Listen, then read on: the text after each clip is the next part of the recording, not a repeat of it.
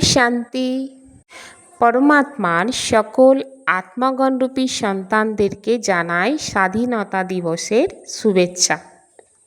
বিদেশিদের কাছ থেকে নিজের দেশকে ফিরে পাওয়ার পরে আমরা যে স্বাধীনতা অনুভব করি, তার মধ্যে আমরা খুশি আনন্দ উপলব্ধি করছি।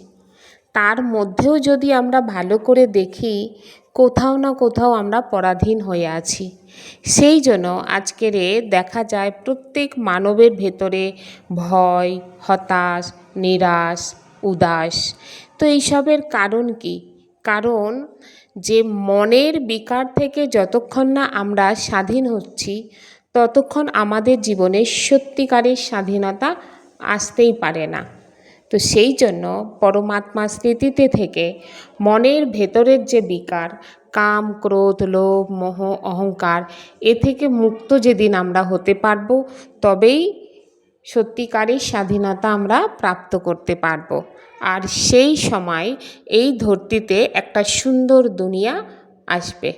তো তার জন্য মেডিটেশনের দরকার।